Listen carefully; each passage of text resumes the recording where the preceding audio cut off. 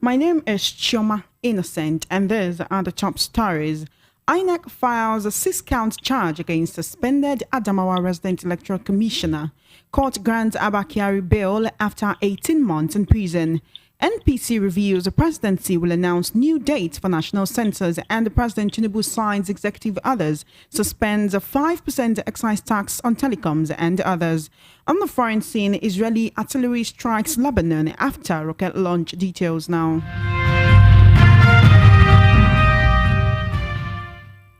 Thank you for staying with us. The world news at 6 begins with the Independent National Electoral Commission, INEC, filing a six-count charge against the suspended resident electoral commissioner in Adamawa State, Hudu Yunusa Ari. The charges were filed at the High Court in Yola, the state capital, according to INEC spokesman Festus Okoye. In a statement today, Okoye said the electoral body took the action after reviewing the case from the police, which established a prima facie case against Yunusa Ari. Meanwhile, the commission had revealed that it is working with the Nigerian Bar Association (NBA) for the diligent prosecution of other cases. You will recall that the embattled resident electoral commissioner had caused controversy after the supplementary election in Adamawa on April 15, 2023, when he announced Aisha Binani Dahiru of the All Progressives Congress (APC) as winner of the poll, while the collation of results was still ongoing. The situation prompted INEC to nullify Yunusa Ari's decision and suspend him, while former President Muhammadu Buhari ordered a full investigation into the matter. INEC subsequently concluded the election and announced the incumbent Governor Ahmadu Fintiri of the People's Democratic Party as authentic winner of the drama-filled poll. Now joining me to discuss this and the other issues on the world news at 6, I have Mr. Awa Omiko of the Sunday Editorial Desk. Good evening, Mr. Omiko, and welcome to the world news at 6. Good evening. Thank you for joining. I'm very well, thank you. How are you? Thank you for joining me. Okay. We have a development right here. The Independent National Electoral Commission, INEC, has filed a six-count charge against the suspended Adamawa resident electoral commissioner in the governorship elections, in the March 18 governorship elections. Actually, this was not the March 18 governorship elections. This was April 14 supplementary elections in Adamawa State. We know that the two rivals, the APC Aisha Dahiru and the Governor Ahmadu Fintiri of the PDP were locked in. You know, they had the results, and the PDP candidate, who was the incumbent governor then, who was going for a second term, Governor Ahmadu Fintiri, was actually way above Aisha Binani when the resident electoral commissioner came up and announced this result, and the collation was still ongoing. It's been about 3 months now, and INEC is coming up and filing a six-count charge against him. In the course of this report, we learned that the suspended Adamawa resident electoral commissioner is actually a barrister. What are we to expect from this case, knowing that this is what he did was totally illegal and not what should have been done? He wasn't even the right person to call the results at that time. What are we to expect from INEC in colluding with the NBA to prosecute this and other cases of electoral infractions? Hello? I'm with you, Mr. Omiko. Yeah, in the first place, it still boils down to our weak institutions, which we all have been talking about. Knowing fully that it's a member of a professional body and committing such illegality, the first thing is for NBA to suspend him. If we are beginning to be aware of that, we'll be able to know the magnitude of crimes we commit in society. And lastly, as I said yesterday, INEC is just trying to do image laundering, just to regain its lost grounds. It's of no use. 3 months after, why was this not tried before then? Well, will they tell us that it has taken them almost 3 months to investigate the guy? When people shouted, and when people were saying it, and when people were complaining, and the Mahmoud then knew, then why wait for 3 months? Why wait for 3 months when much water has passed under the bridge? This is something that has to do with the electoral system, and this is something that has to do with governance, and this is something that has to do with public funds And this is something that has to do with people's emotion, the economy, the politics. Why wait for this long? It's too long a time. They have been raping us, and the people have not been talking. I think the trial too, though late, should go ahead. And I probably want the NGOs. I look forward to seeing someone, a Nigerian, rise to sue Mamadou to court for setback and for drawing Nigerians backward. And for others, it's a criminal committed. They knowingly committed it. It's a thing they knew right from the beginning. So they should be tried. And I seriously believe NBA should come into it and strip those involved. Those knowingly got themselves involved of the professional membership. I think by the time we start doing this, it will be a deterrence to others. Thank you, Mr. Omiko. Right now, we do know that the INEC is partnering with the NBA to prosecute these cases. This suspended Adamawa rec, being a barrister himself, you've talked about, what are you expecting from the NBA right now in his own case? Because it's almost as if they are prosecuting one of them. Are you with me, Mr. Omiko? Yeah. Everybody is involved in politics. NBA is a professional body and shouldn't have. But they may even claim that why wouldn't they be involved in politics because they are part of the society. But if you look at the judgment coming from in the country, you begin to see that it shows that people of high intelligence are not handling what should be done. However, if NBA should be fair to itself and to its members, and to assure Nigerians of integrity, they should do the needful. Partnering INEC for what? To judge who? Partnering INEC to do that. NBA should come out as a professional body to engage the polity. INEC is looking for trying to amend its face. Must that be because both of them should partner? Or for what? Or is it because of the investigation? No. Let them try, let them come together independently, separately. It shouldn't be a case of partnering. Partnering to what? A person has committed a crime for over 3 months. Why didn't they partner to try others? Why didn't they partner to try in the case of Obi? Why didn't they partner in the case of Atiku? Why didn't they partner in the case of others? Why didn't they partner in places where they said the results were held and the results never held? Why are they being persistent? And that is very difficult. The character is a lawyer. What happens to those that are not lawyers? What happens to those that are accountants, administrators?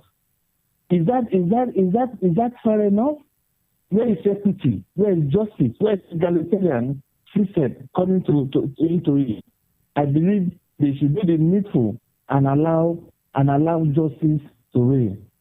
Thank you. Thank you, Mr. Omiko. Moving on, Justice James Omotosho of the Federal High Court in Abuja has granted bail to the former head of the Rapid Response Team, Abba Kyari, after 18 months in prison custody for refusing to escape the Kuje prison when it was attacked on July 5, 2022. Justice Omotosho ruled that the fact that Kyari and his team refused to escape when the prison was attacked, where about 90% of the inmates escaped, has proved that Kyari is ready to face any allegations against him. Now, here's my question, Mr. Omiko. The judge said that the allegations against him are bailable and he is not a flight risk, but he's been in prison for the past 18 months. Now, you recall that Abba Kyari, alongside some members of his team, were taken into custody in February 2022. That's after the NDLEA, the National Drug Law Enforcement Agency, alleged that they tampered with drug exhibits. Now, this what we can call good behavior, or this moral behavior of not escaping when others were. We do know that he's already, a public figure. We could say a disgraced cop who is in custody. Even if he had escaped, can't we say it would have been easy, to find him? He's easily recognizable. But is this a good reason for the court to say, okay, you've spent enough time in prison, you can come out? Well, as the case may be, based on the grace of murder. Just as he pointed out, if he had escaped, he would have been caught easily. I remember the late Taisha said, there are big fishes are never caught in shallow waters. I know, but if he had escaped, that he's bigger than all the prisoners there. If he had escaped, people would have known where he is. So, but despite all that, he decides to mellow down and still remain in prison. When others escaped. I think for good moral, at least he must have learned his lessons. So he stands to be released because he must have learned his lessons, and that's a good sign of leadership. But that does not remove being an ex-convict from him, because already he has been punished. The power of he's an ex-convict, and that ex-convict on its own is a punishment. And again, from the proceeds of crime, of the illicit access, and they can just ask him that he is they can just excuse me. Yes, sir. They can just ask, please, I'm on live radio, please. They can just ask him on the grounds that here. Sorry, someone is disturbing me here. I'm so sorry about that, Mr. On the grounds that he is for good conduct, they can let him go and take the proceeds of the crime. Maybe seize some of the buildings or some of the houses he has acquired through that means, and then allows him to go. That could be a way to show good leadership and to allow Nigerians to actually learn from him. Already, what he has done, that would serve as a deterrent. I think that's just that. Thank you. Thank you, Mr. Omiko. Finally, before you leave, please, in the meantime, President Bola Tinubu will personally announce new dates for the National Population and Housing Census that was postponed last April. Pardon me, please. The chairman of the National Population Commission, NPC, Nasir Kwara, made the disclosure to State House correspondent after his delegation gave the president a full brief at the Aso Rock Presidential Villa in Abuja today. He also disclosed that the commission had submitted its report to the president, which he is expected to study and come to an informed decision of when the exercise will be held nationwide. He also hinted that the commission might have to make more requests for financial provisions, pointing out that the longer the exercise is delayed, the more likely the financial implications. Now, Mr. Omiko, this census has been postponed, over and over again, right from when we had former President Muhammadu Buhari. We know they wanted to conduct a census, and they said, okay, due to, the fact that we just had the elections, so much money was spent. And the NPC came out to say they need donations from well-meaning Nigerians and the organizations to sponsor the national census. Right now, they're also saying that they need the requests are being made for more financial provision, seeing that this is already before the president. Why really is the NPC expecting common Nigerians who are now, under subsidy and so many taxes to contribute to the national census?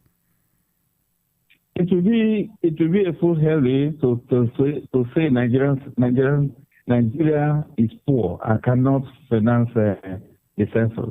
I quite disagree. How about the 400 billion naira seat from subsidy? Where is it to? And how about other money, other internally generated funds? Where have they kept them? And how about money from reservoir and other things? Where have they kept them? Well, if by way of trying to convince Nigerians that the country is leaking and bleeding, and they want to raise funds through diverse means to fund the census, so be it.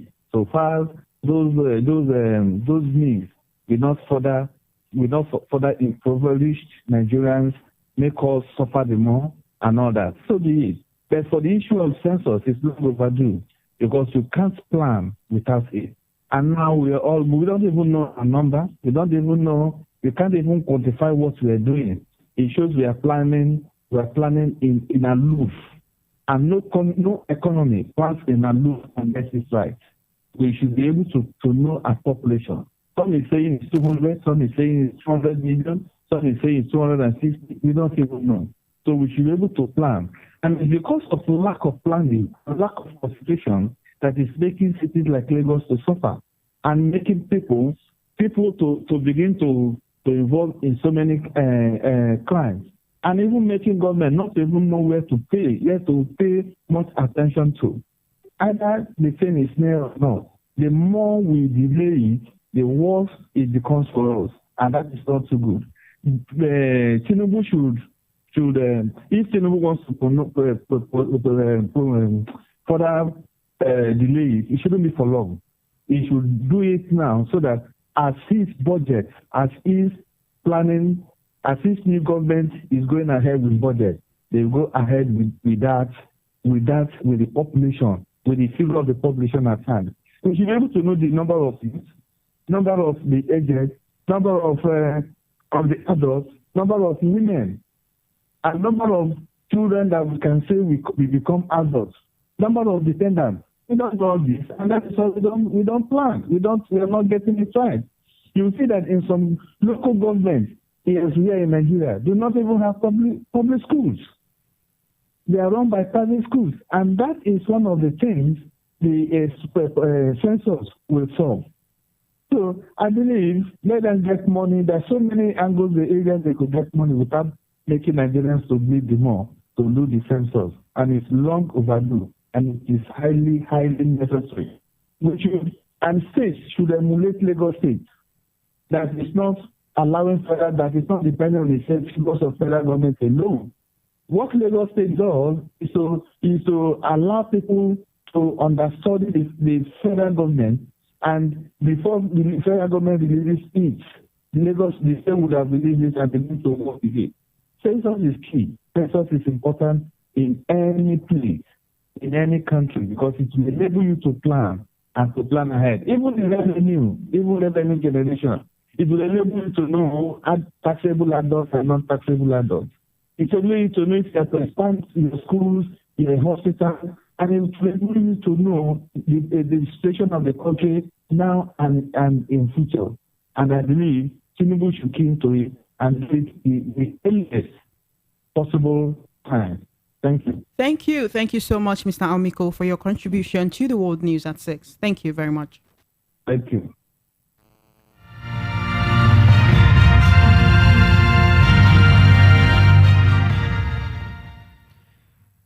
In another development, the Acting Inspector General of Police, IGP Edo Egwuatu, has disbanded a team of police officers attached to the Edo State Police Command responsible for running over a citizen in the Ekboma area of the state.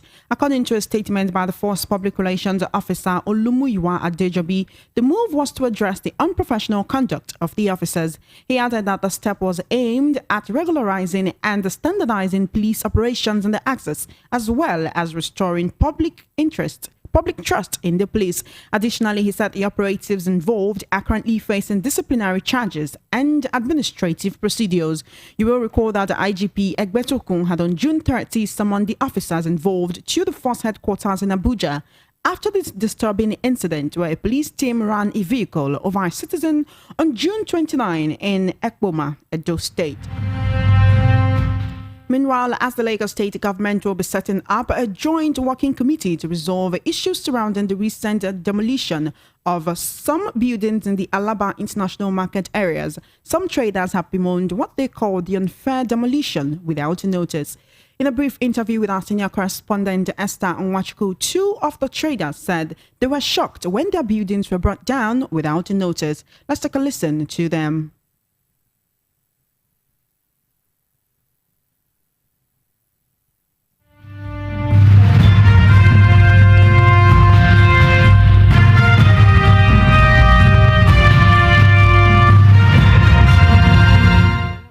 national market, some of the traders lost their properties due to the undue demolition that took place across several plazas in that area. Most buildings that were unmarked were demolished. I'm currently speaking with one of those who were affected. Can you kindly tell us precisely what transpired? Well, it was a painful one because we were without information. Our plaza, our building, my own building was not even marked because we made sure that we were following the protocols and the guidelines that were dropped down. All were not mapped, so we're relaxed because we follow everything with due process. Only for we to find out that our buildings are being demolished in the middle of the night, in the daytime, and it was hectic because I don't know how you would demolish a building that is not being marked for demolition. Now the government is saying compensation. They should give us our land. What we want is our land. The compensation the government should give to us should be our land. That is where we will know. The because second one is money. yes, because if you say you will compensate us and you're not giving me my land that has been destroyed with millions of naira that I've used in investing it, that means you're not saying the right thing. So give me back my land, then we'll talk about the monetary aspect, which is the compensation that you will give me in full. So that is it. All right. I also know that you were also part of those who were affected by this demolition. The Lagos state government said they had sent a circular for years now, asking those whose buildings were marked to evacuate before they come for the demolition. Why was your building affected, or why was your business affected? My own was not marked. They came on Monday morning and demolished 2 of my buildings without notice. So they say they are going to compensate us. What we are asking for is for the government to give us back our land and pay us monetary compensation. How have there been a conversation as to when the monetary compensation will come? Because when such things happen, they ought to have told you and said, this is the time frame we're going to use before we pay you your money. Has any conversation gone on that? We are not talking about the compensation. What we are asking right now, they then release back land to us, our land, so that we can start a building after the project before they will talk about monetary. They say they want to relocate. No, who is going to relocate? They want to give it to the Chinese people. The governor is aware. The governor is aware. He's always denying because they are putting more pressure on him. He's aware of the order.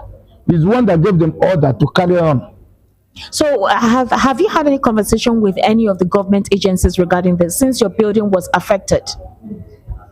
You see, they told us that's going to compensate us. And since then, nothing has been said. Nothing has been done. What we are asking now is let them release back the land to us. But apparently, the demolition took place at night when no one was aware. Yeah. Started at night. Isn't that considered to be unlawful? Was there any notification before they demolished that? There was no especially for the notification. fact that your building was not marked for demolition. Because they used our own as entrance, because they sold it. The governor is aware. He's partnering with the Chinese people. He's aware of the whole transaction. They sold it to Chinese people. They are building a modern ultra market plaza in the inside. So they use our own as entrance. Well, that's quite so they need to expand the load. That's the reason why they came to demolish our own. So the clamor now is that the land should be given back to you so you can restart the building. That's what we're asking for. All right, thank you.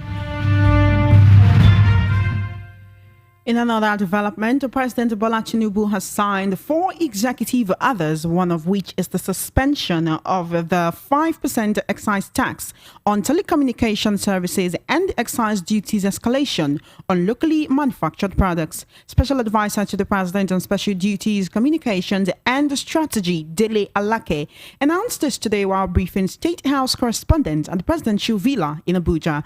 He explained that this was to ensure that the act aligns with the 90-day notice period required by the National Tax Policy 2017. The presidential spokesman also explained that these others are meant to ameliorate the negative impact of the tax adjustment on businesses and chokehold on households across affected sectors.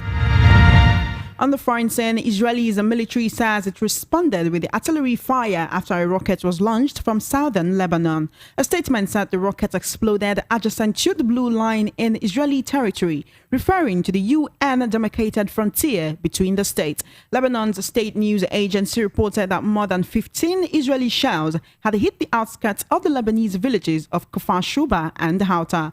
So far, no militant groups have claimed responsibility for the rocket launch. The United Nations peacekeeping force in Lebanon urged all sides to exercise restraint and avoid any action that could cause a further escalation on the frontier, where tensions have increased in recent months. Last month, Israel filed a complaint with the UN saying that Hezbollah had directed 2 tents a few meters over the frontier on Israeli land in the area. Today's exchange of fire also comes one day after Israeli forces completed a major operation in the Jenin refugee camp in the occupied West Bank.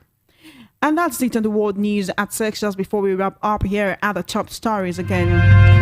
You heard that the INEC has filed a 6-count charge against the suspended Adamawa resident electoral commissioner, Yunusa Ari. Court has granted Abakari bail after 18 months in prison. The NPC has revealed that the presidency will announce a new date for national census, and the President Tinubu has signed executive orders suspending 5% excise tax on telecoms and others. On the foreign scene, Israeli artillery strikes Lebanon after rocket launch. And that's it on the world news at 6. My name is Ijeoma Innocent. Please follow our social media handles at VOP903FM. For coverage of your live event and brand news mentioned in our news bulletins, do send a mail to news@voiceofthepeople.ng. Good evening and thank you for listening.